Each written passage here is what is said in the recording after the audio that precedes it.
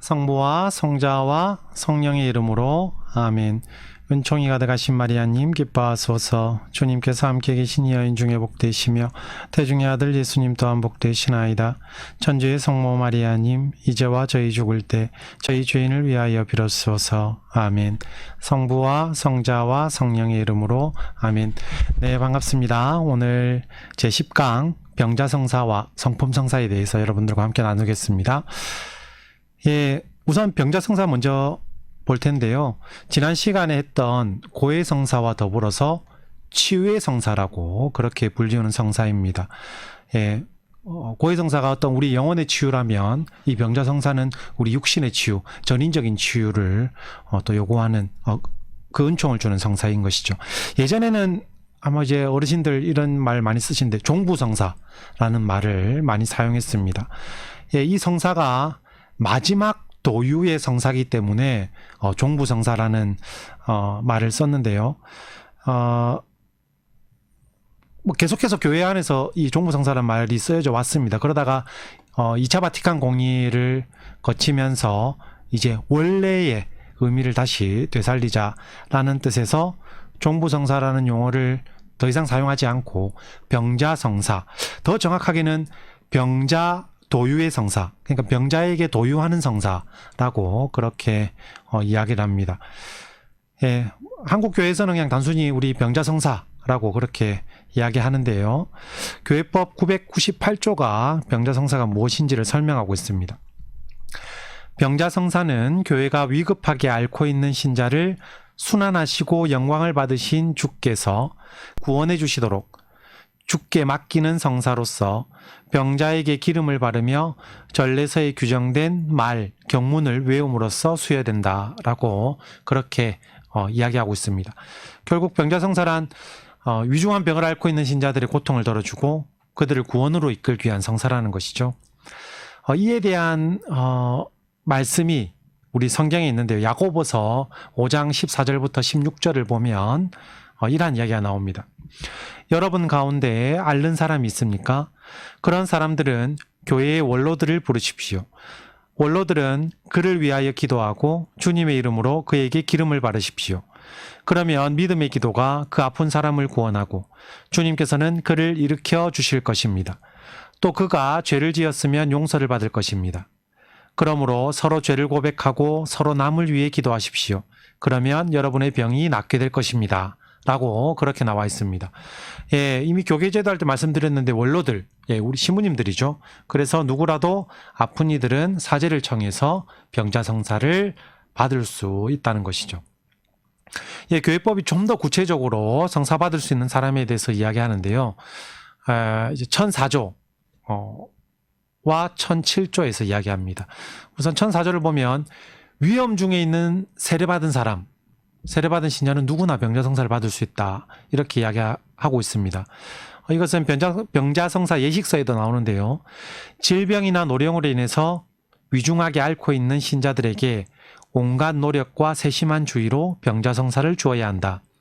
병세의 위독한 상태에 대한 판단에 있어서 그 정확성에 대해서 너무 불안해할 것 없이 그리고 필요한 경우 의사의 의견을 참작해서 상식적인 또는 개연적인 판단을 내리는 것으로 넉넉하다. 이렇게 이야기합니다. 그래서 병자성사는 이제 위독한 분들, 그죠? 뭐 큰 수술을 앞두고 있거나 병세가 위중하거나 이런 분들이 성사를 청하는데요. 이 내 병이 지금 내 상태가 위중한 거 아닌가? 내가 이걸 청해도 되나 안 되나? 라고 이렇게 고민할 필요가 없다는 겁니다. 예, 성사를 원하시면 얼마든지 앓고 있는 환자라면 누구나 성사를 청할 수 있다는 것이죠. 예, 안타깝게도 이것은 세례받은 신자이기 때문에 예비 신자는 성사를 받을 수 없습니다. 이것은 모든 사람에게 똑같이 통용되는 것이죠. 세례 성사를 받고 난 이후에 다른 성사가 가능한 것과 같은 이치입니다. 그래서 세례 성사를 모든 성사의 문이라고 그렇게 이야기했죠. 그리고 또한 분별력을 가질 나이도 요구됩니다. 왜냐하면 분별력을 갖지 못한 사람은 이 죽음에 대한 의식을 못할 수도 있죠. 그죠? 그리고 죄를 지을 능력, 하느님의 은총을 상실할 능력도 갖고 있지 않기 때문에 분별력을 가질 나이가 필요하다고 하는데, 그래서 분별력을 가질 나이는 보통 교회법에서 7세, 7세를 만료하면 유아를 벗어났다고 그렇게 생각합니다. 예. 그래서 또 하나 제가 말씀드렸는데 수술, 그죠? 위험한 병 때문에 외과 수술을 받아야 할 때마다 수술 전에도 성사를 받을 수 있다고 그렇게 교회는 가르칩니다. 그리고 노환도 병자 성사를 받을 수 있는 중요한 이유입니다. 예. 노령 그 자체가 질병이다라는 격언이 있죠. 그래서 노안으로 기력이 많이 쇠진한 상태의 어른들은 그 병으로 인한 위험이 나타나지 않더라도 성사를 청할 수 있고 받을 수 있습니다. 그리고 이 병자 성사는 인호를 새기는 성사가 아니기 때문에 반복해서 받을 수 있습니다. 그래서 내가 병에 걸렸다, 그죠? 뭐 수술 앞두고 있다. 그렇게 해서 병자 성사를 받고 또 다행히 회복이 되었는데 뭐 나중에 다시 재발된다고 할 때 또 병자 성사를 청할 수 있습니다. 예, 이 성사를 받기 위해서는요, 우선 성사를 받고자 하는 원의가 있어야 되죠, 그죠? 그래서 성사를 유하게 받기 위해서 성사를 받는 사람의 의향이 요구되는데요.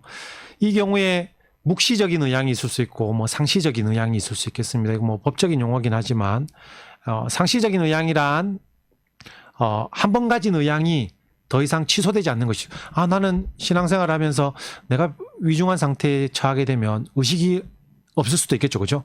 난 꼭 병자 성사를 받겠다. 이런 의사를 표현한 사람이라면 이 의사가 취소되지 않는 한 계속해서 존재하고 있는 것이죠. 그러면 병자 성사를 받을 수 있습니다.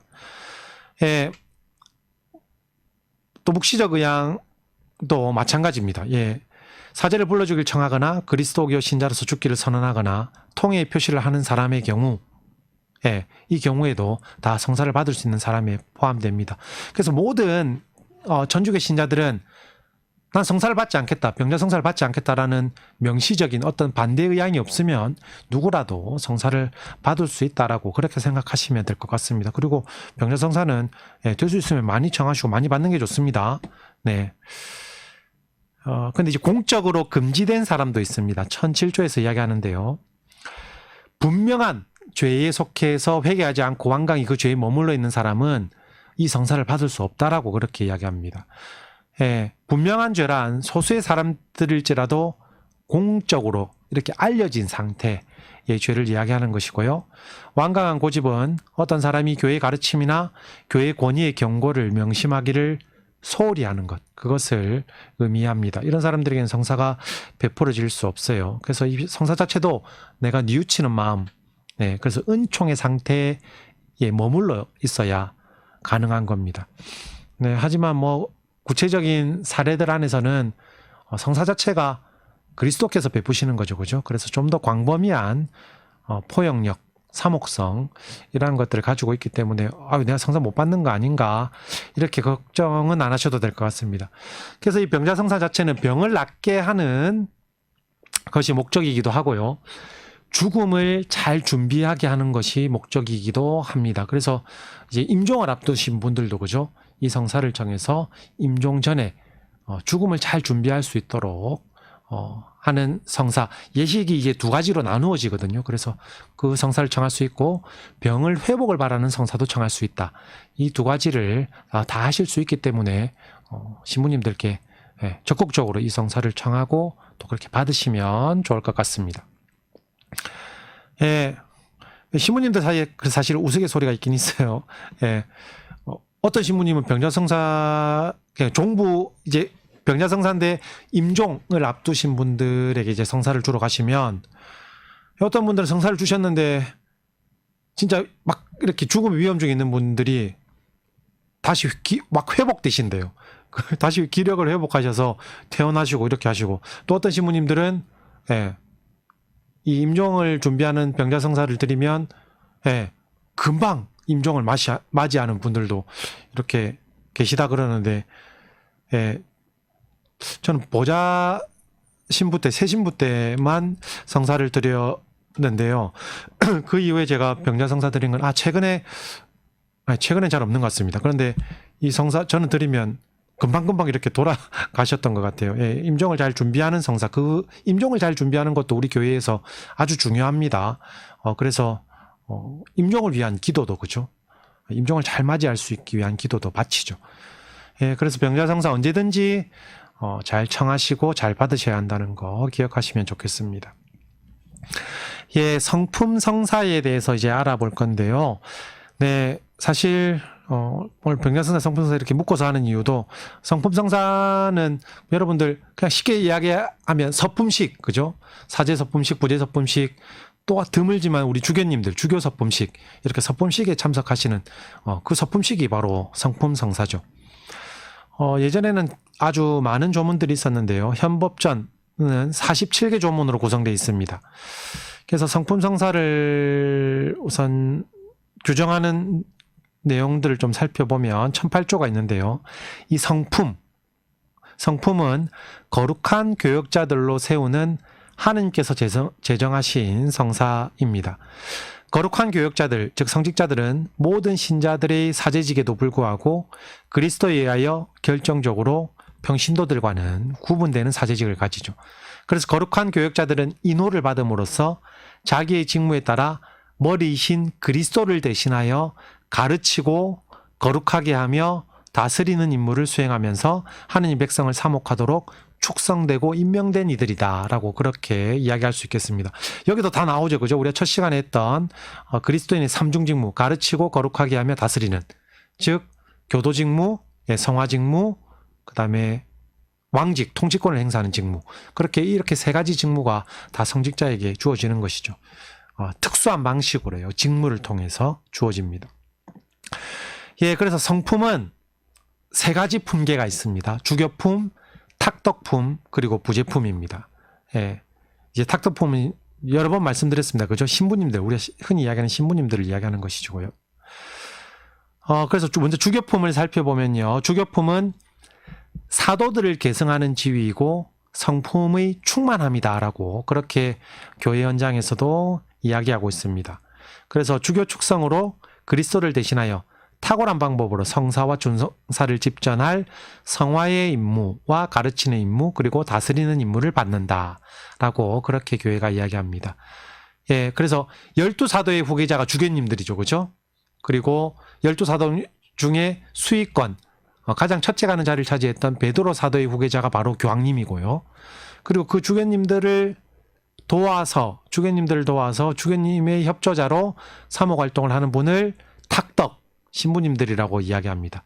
그래서 탁덕품은 주교들의 임무를 종속적으로 위임받는 협조자들로 서임되는 성품이다라고 그렇게 교회가 가르칩니다. 역시 성령의 도의로서 특별한 인호가 새겨지고 그리스도를 대신하여 행동하게 된다라고 그렇게 이야기하죠. 그리고 예, 아주 귀한 부제님들, 지금 부산교구에 부제님들 4분 계시거든요. 4분. 신부님들은 이제 거의 400분 가까이, 400분까지는 안 되지만 굉장히 많은데 부제님들 딱 4분 귀한 분들 계십니다. 부제품은 사제직은 아닙니다. 왜냐하면 사제직은 주교님과 신부님들을 이야기하는 거예요. 사제직이 아니라 봉사직을 위해서 안수를 받는 성품입니다. 그래서 부제서품으로 주교와 사제단과의 친교 안에서 하느님 백성에게 봉사하는 은총을 받게 됩니다. 예, 이것이 부제품입니다.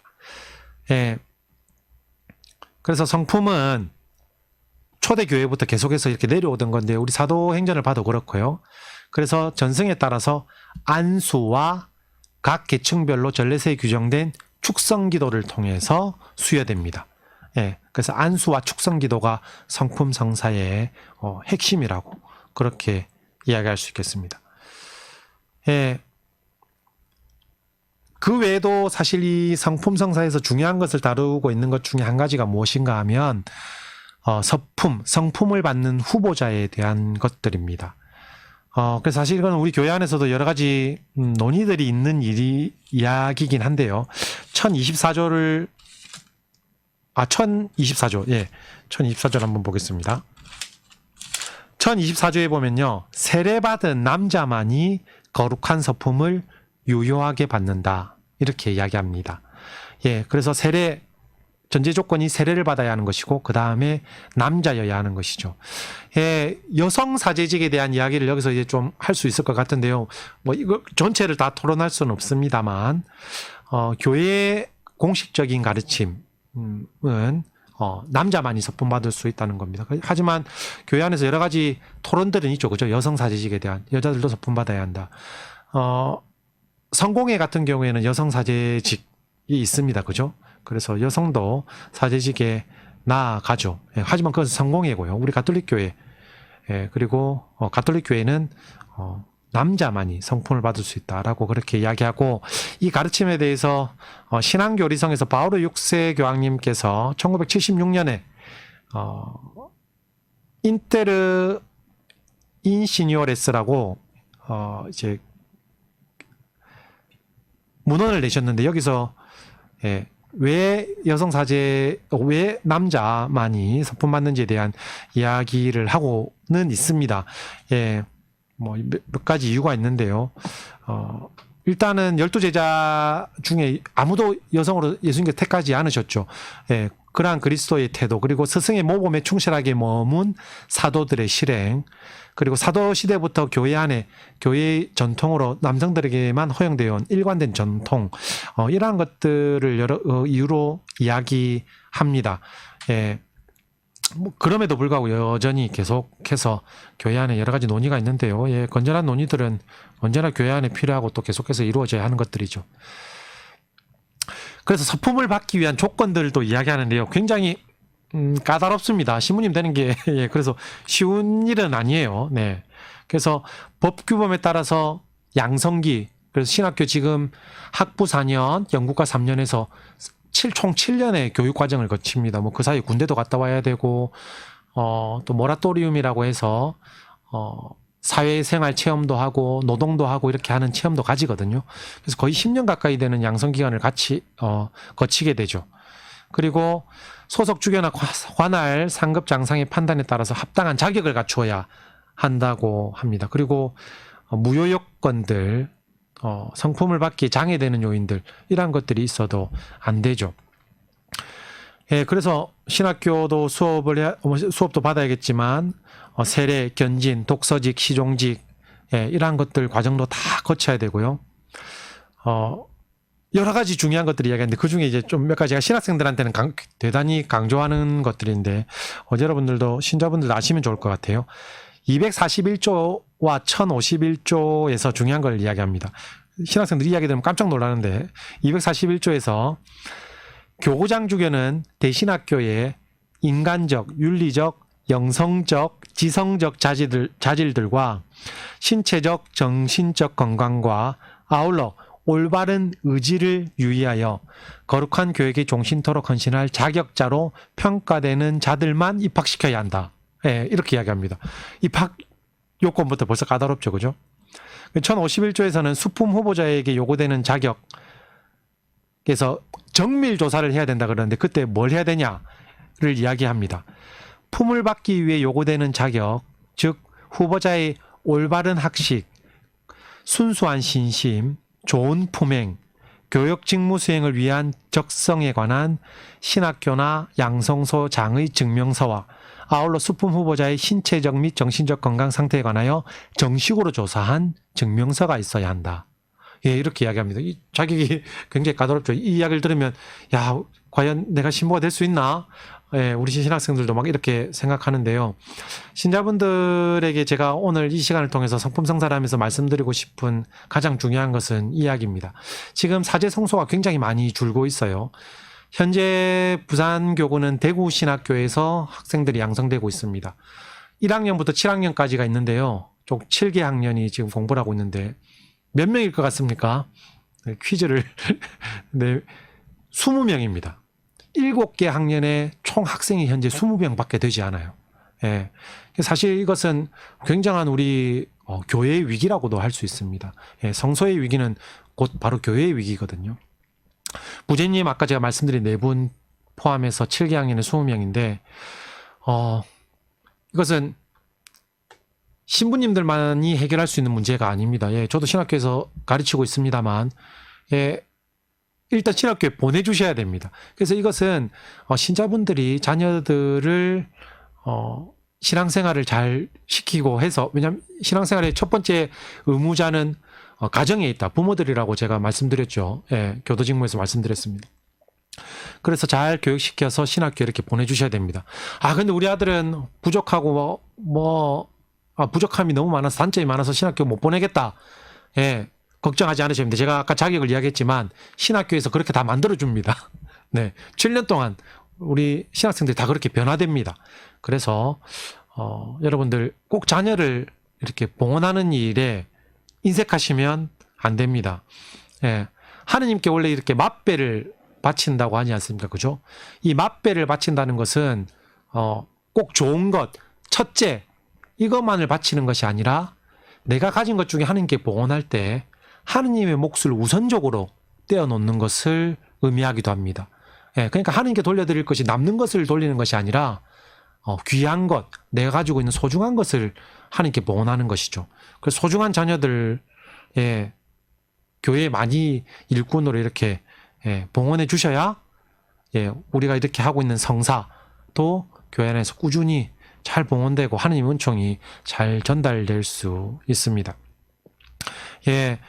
우리 신앙에 위배되는 이야기죠. 근데 여러분 자주 하시는 이야기 중에 다시 태어나도 지금의 배우자와 결혼하겠는가? 다음 시간에 혼인 성사에 대해서 이야기할 건데 그렇게 이야기들 많이 하시죠. 신부에게도 묻습니다. 신부님 다시 태어나시면 또 신부님 하실 건가요? 이렇게 이야기하시는데 저는 그런 질문 하시는 분 있으면 이렇게 대답합니다. 저는 다시 태어나면 신부 안 할 겁니다. 대신 신부님 엄마 할 겁니다. 이렇게 이야기하는데요. 물론 신부님 부모님들 되게 이렇게 마음고생 많으십니다. 신학생 때부터 막 이 소리 저 소리 다 듣고 막 그 마음고생 하시고 지금도 신부 돼서도 마음을 졸이시면서 기도하시는데 제가 그렇게 말씀드리는 이유는 성소자 많이 봉헌하라고 그렇게 말씀드리는데 실제로 제가 5남매의 막내인데 저희 부모님 제가 제일 효자라고 이야기합니다. 그래서 신부 아들 두면 이렇게 효자가 되니까 걱정하지 마시고 많이 이렇게 기도하시고 봉헌해 주시면 좋을 것 같습니다. 네, 성품 성사와 앞선 병자 성사 오늘 간단하게 이렇게 했는데요. 이것으로 마치고 다음 시간에 아주 중요한 혼인 성사에 대해서 하겠습니다. 네, 마치겠습니다. 영광이 성부와 성자와 성령께 처음과 같이 이제와 항상 영원히 아멘. 성부와 성자와 성령의 이름으로 아멘.